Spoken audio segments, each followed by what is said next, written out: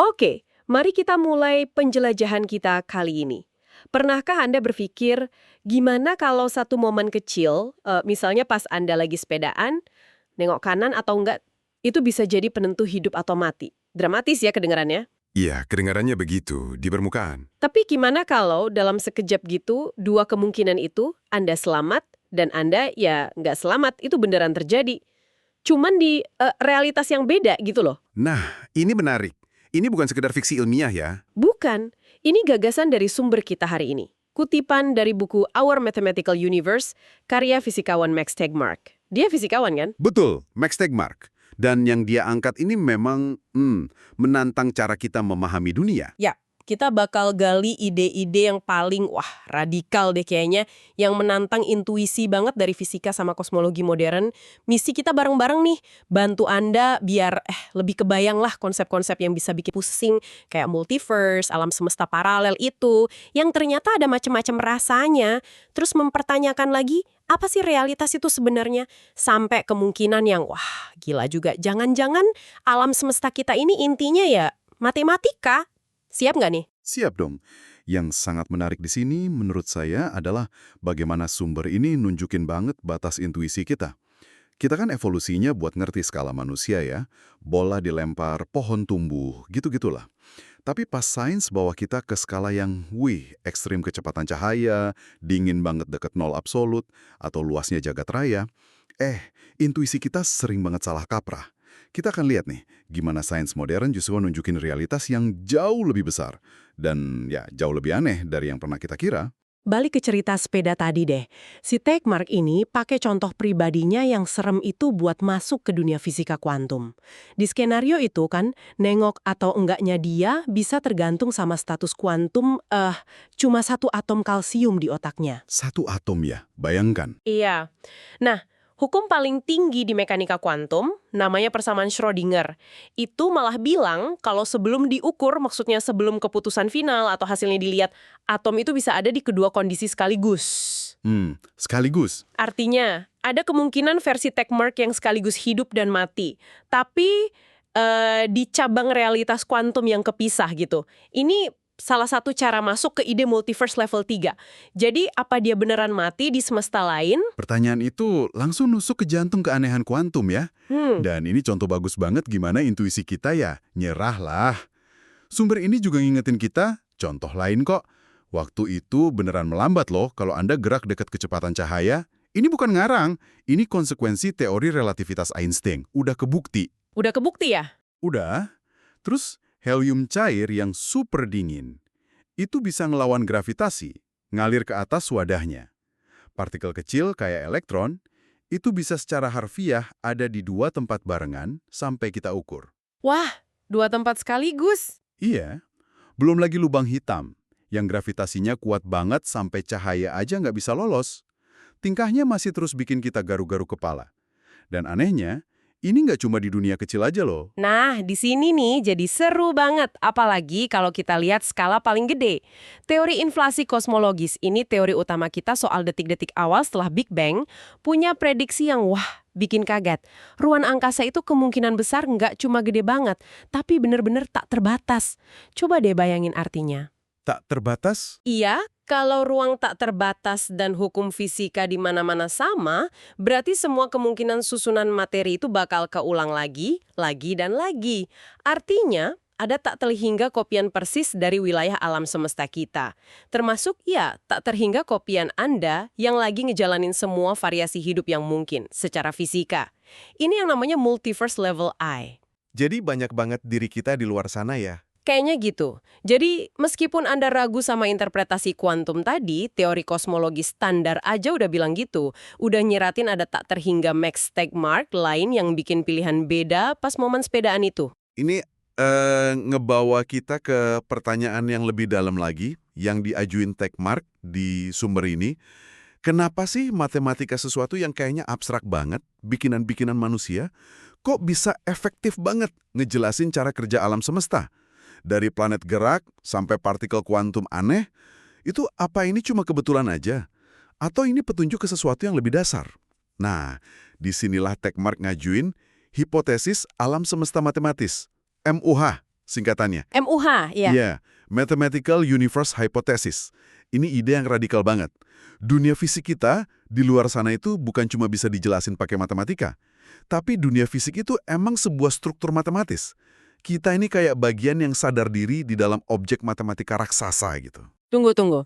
Alam semesta adalah matematika. Bukan cuma dijelasin pakai matematika, itu kedengarannya lebih kayak filsafat ya, bukan fisika. Maksud saya, gimana cara kita nguji ide kayak gitu? Mana bukti fisiknya kalau kita hidup di dalam persamaan? Pertanyaan bagus sekali, dan ini memang perdebatan yang ada. Tekmark sendiri ngaku kok. Ini hipotesis yang, ya, spekulatif. Tapi dia argumennya, ini konsekuensi logis kalau kita serius nerima fisika modern. Bukti langsung memang susah. Tapi dia ngelihatnya ini penjelasan paling elegan buat keefektifan matematika yang nggak masuk akal tadi. Ini bukan klaim filosofis kosong gitu aja. Hipotesis ini bikin prediksi. Misalnya semua properti alam semesta kita, pada akhirnya harus bisa dijelasin secara matematis, tanpa kecuali. Kalau kita nemu sesuatu yang dasarnya nggak matematis, ya MUA ini gugur. Jadi bisa disalahin gitu secara prinsip. Bisa disalahin ya. Menarik. Dan si Tekmark ini kan perjalanannya unik juga ya buat sampai ke ide ini. Sumber menyebut dia awalnya mahasiswa ekonomi, tapi terus kesasar ke fisika gara-gara baca buku fisika populer punya pacarnya. Hebat juga. Haha, iya. Kadang pencerahan datang dari tempat tak terduga ya. Terus dia puluhan tahun berikutnya yaitu berkutat sama misteri realitas ini. Katanya sih mikirin kosmos gini malah bikin dia lebih santai ngadepin masalah sehari-hari. Mungkin bener juga ya, mikirin multiverse bisa bikin masalah parkir jadi kecil lah. Betul, perspektif kosmik itu bisa bantu banget.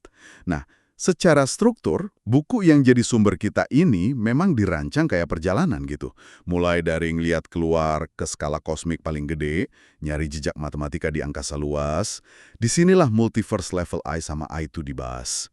Terus perjalanan ke dalam, ke skala paling kecil penyusun materi, nyari jejak matematika di dunia kuantum. Ini nyambungnya ke multiverse level 3.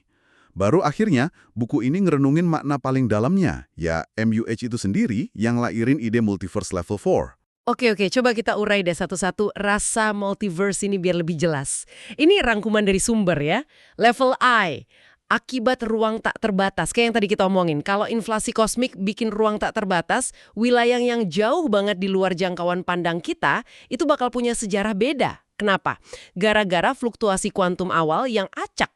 Hukum fisikanya sih sama, tapi sejarah awalnya beda. Jadi ada tak terhingga Anda yang hidupnya dikit atau banyak bedanya. Buktinya, ya nempel sama bukti inflasi itu sendiri.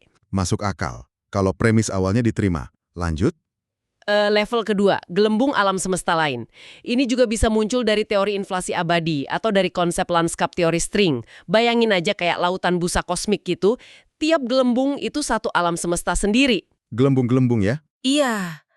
Nah, di gelembung yang beda ini, tombol setelan fisika dasarnya bisa beda.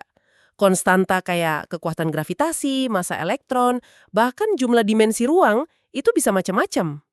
Wah, ini bisa jadi jawaban buat misteri fine-tuning itu dong ya. Kenapa konstanta di alam semesta kita kok pas banget buat ada kehidupan? Betul, itu salah satu penjelasannya. Misalnya nilai energi gelap yang kecil tapi positif. Pas buat galaksi kebentuk tapi nggak terlalu cepat ngembang. Kita ini kebetulan aja ada di gelembung yang ramah kehidupan. Ini nyambung ke prinsip antropik namanya. Oke, nah yang ketiga balik lagi ke dunia kuantum yang aneh itu. Level 3, interpretasi banyak dunia kuantum. Ini interpretasi yang paling harfiah dari persamaan Schrödinger. Jadi, bukannya ada keruntuhan fungsi gelombang yang misterius pas kita ngukur sesuatu, interpretasi ini bilang nggak ada keruntuhan. Tiap kali ada kemungkinan kuantum, alam semesta itu beneran mecah jadi versi-versi paralel di mana tiap kemungkinan jadi kenyataan. Jadi si Max Tegmark yang sepedaan tadi itu secara harfiah hidup di satu cabang dan mati di cabang lain. Gitu? Persis. Aneh. Pasti. Banget malah.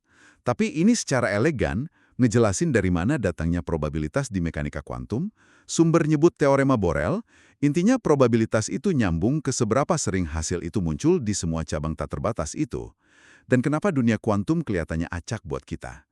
Itu cuma ilusi aja, karena kita cuma ngalamin satu cabang. Tapi kalau dunia ini mecah terus tiap detik, tiap ada pilihan kuantum, kenapa kita nggak ngerasain? Kenapa dunia kita kelihatan solid gini, klasik, bukan ngeblur kuantum? Nah, pertanyaan krusial. Jawabannya, menurut sumber ini, itu gara-gara fenomena namanya dekoherensi. Coba bayangin, efek kuantum aneh itu kayak riak super halus di kolam tenang. Nah, interaksi sama lingkungan sekitar, partikel udara, cahaya, macam-macam, itu kayak angin atau getaran yang cepat banget ngacak-ngacak riak halus tadi. Bikin dia hilang dari pandangan di skala gede kita. Oh, jadi kayak dirusak gitu ya sama lingkungan? Bisa dibilang gitu. Dekoherensi inilah yang nyembunyiin sifat kuantum dasar dari pengalaman makroskopis kita, bikin dunia kelihatan klasik.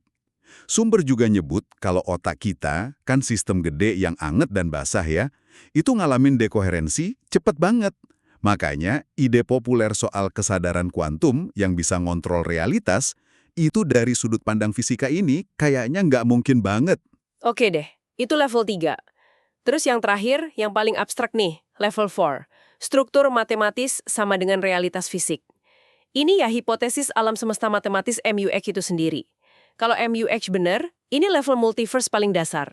Gagasannya, semua struktur matematika yang logis dan konsisten itu beneran ada secara fisik.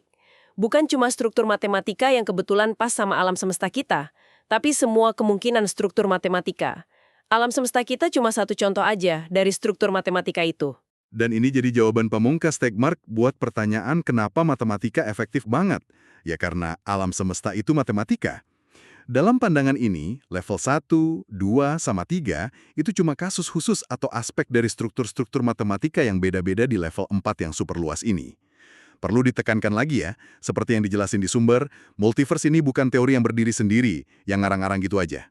Sebaliknya, ini tuh konsekuensi atau prediksi yang muncul dari teori-teori fisika yang kita anggap dasar sekarang, kayak inflasi kosmologis sama mekanika kuantum standar. Kalau teori-teori induk itu makin kebukti benar lewat pengamatan dan eksperimen lagi, ya keberadaan multiverse dalam satu atau beberapa bentuk ini jadi sesuatu yang, mau nggak mau, susah dihindari secara logika. Sekalipun kedengarannya aneh banget buat intuisi kita. Terus gimana semua ini nyambungnya sama realitas yang kita alamin sehari-hari? Saya lihat warna coklat, saya ngerasa kursi ini keras, itu semua cuma ilusi dong. Nah, sumber ini bahas bedanya antara realitas eksternal, dunia fisik objektif di luar sana, yang mungkin matematis itu, dan realitas internal, persepsi subjektif kita di dalam pikiran. Indra kita itu kan filter ya, kadang malah distorsi. Contoh bagusnya itu warna coklat. Secara fisika, nggak ada panjang gelombang cahaya tunggal buat coklat. Itu persepsi yang otak kita bikin, biasanya pas lihat cahaya oranye yang redup dengan latar belakang lebih terang. Oh gitu ya, baru tahu saya. Iya, jadi apa yang kita lihat atau rasain, itu seringkali lebih banyak cerita soal cara kerja sistem indera sama otak kita, dibanding soal sifat asli realitas di luar sana. Gimana soal pengalaman subjektif kita? Gimana rasanya jadi sadar itu bisa muncul dari sekumpulan angka sama persamaan? Nah, itu dia salah satu tantangan paling gede yang diakui sumber ini. Ngejembatanin pandangan dari atas, deskripsi matematis objektif alam semesta, sama pandangan dari dalam, pengalaman sadar subjektif kita. Ini nyentuh misteri paling dalam, kesadaran itu sendiri. Gimana pola partikel dan interaksi yang rumit banget, yang diatur hukum matematika, bisa ngasilin kualitas subjektif, merasa atau ngalamin sesuatu. Ini bidang riset yang masih aktif banget dan penuh perdebatan. Kayak set Mandelbrot yang terkenal itu. Rumus matematika pendek banget bisa ngasilin gambar fraktal yang kompleksnya visualnya tak terbatas. Mungkin alam semesta kita yang kelihatan rumit dan ada unsur acaknya ini cuma sepotong kecil dari keseluruhan multiverse matematis yang aturannya malah simpel banget dan elegan. Pandangan ini juga ngaruh ke masa depan alam semesta. Struktur matematis ini nggak cuma nentuin apa alam semesta itu, tapi juga gimana dia berevolusi dan mungkin berakhir nanti. Sumber ini nyentuh beberapa kemungkinan akhir kosmik. Nasibnya ini bergantung banget sama sifat misterius dari energi gelap yang lagi dorong percepatan ekspansi alam semesta sekarang. Salah satu kemungkinan itu Big Chill. Alam semesta ngembang terus selamanya, makin dingin, makin kosong, mati termal gitu. Dingin dan sepi ya? Iya. Ada juga skenario Big Rip. Kalau energi gelap makin kuat, dia bisa nyobek-nyobek galaksi, bintang, planet, sampai atom itu sendiri. nasib akhir kita secara kosmik masih belum pasti karena kita belum ngerti energi gelap ini. Itu nasib kosmik yang jauh di masa depan. Tapi gimana ancaman yang lebih dekat? Sumber ini juga nggak menghindar dari risiko eksistensial yang kita hadapin di bumi loh. Matahari kita kan pelan-pelan makin panas. Emang miliaran tahun lagi sih, tapi akhirnya bakal bikin bumi nggak bisa ditinggalin, kecuali kita bisa ngelakuin rekayasa gila kayak mindahin planet. Ada ancaman dari luar angkasa kayak asteroid gede nabrak atau letusan gunung super. Bencana alam skala besar ya. Dan tentu aja ancaman yang kita bikin sendiri, perang nuklir, pandemi global gara-gara penyakit baru, atau rekayasa biologi. Dan mungkin yang paling aneh ya, munculnya kecerdasan buatan super yang tujuannya nggak sejalan sama kelangsungan hidup manusia. Kita sering jago khawatirin hal kecil tapi abai sama risiko gede ini. Dan semua risiko ini bawa kita ke pertanyaan gede lainnya. Di tengah kemungkinan tak terbatas yang digambarin berbagai level multiverse tadi, gimana kondisi kita di sini? Di alam semesta yang bisa kita amati ini. Kita sendirian nggak sih? Paradoks Fermi. Pertanyaan klasik, kalau alam semesta gede dan tua, mana aliennya? Itu nunjukin keheningan yang aneh ini. Sumber ini bahas konsep filter hebat. Filter hebat, apa itu? Itu ide kalau mungkin ada satu atau lebih langkah evolusi yang susah banget atau bahaya banget antara materi mati sama peradaban antar gintang yang bisa kelihatan. Kalau filter itu ada di masa lalu kita, misalnya lompatan dari sel simpel ke kompleks atau munculnya kecerdasan, itu langka banget. Berarti kita mungkin beruntung banget dan spesial. Tapi kalau filter itu ada di masa depan kita, misalnya peradaban teknologi cenderung merusak diri sendiri, wow, itu peringatan serius. Analisis si sumber ini cenderung nyimpulin, dari data sekarang sih, kita kemungkinan besar sendirian di alam semesta teramati. Jadi setelah kita nyelam sejauh ini, apa ya intinya? Pembahasan mendalam kita kali ini benar-benar bawa kita ke tepi pemahaman. Realitas itu kayaknya jauh lebih besar, lebih aneh, dan mungkin secara fundamental lebih matematis dari yang pernah kita bayangin. Dari kemungkinan tak terbatas di alam semesta paralel sampai ide kalau dasar materi itu sendiri ya matematika murni. Semuanya kayak ngarah ke gambaran kosmos yang beda banget dari intuisi kita sehari-hari. Ngerti ide-ide ini, meskipun rasanya abstrak banget dan spekulatif, itu bisa ngubah cara Anda ngeliat posisi kita di alam semesta. Kita bukan cuma debu kosmik yang keombang-ambing, tapi mungkin bagian penting dari sebuah struktur matematis yang luar biasa rumit dan indah. Ini ngasih bobot baru ke usaha kita buat terus nanya, belajar, nguji ide, dan mikir kritis soal hakikat realitas. Kesimpulan kalau kita mungkin sendirian di alam semesta teramati ini justru bikin keberadaan dan masa depan peradaban kita di bumi ini jadi sangat-sangat berharga. Nah, sebagai penutup, kita tinggalin Anda dengan satu pemikiran buat direnungin. Kalau realitas kita dasarnya emang struktur matematis, kayak hipotesis Stegmark, apa artinya ini buat sifat kesadaran? Mungkinkah kesadaran itu sendiri, rasanya jadi saya ini, cuma sebuah properti matematis yang kompleks, sebuah pola atau proses tertentu yang muncul alami aja gitu pas sebuah struktur matematis kayak otak kita, nyampe tingkat kerumitan tertentu? Kayak simetri itu properti yang muncul dari susunan titik dan garis di kubus gitu ya? Iya, kayak gitu. Sesuatu buat Anda pikirkan lebih lanjut.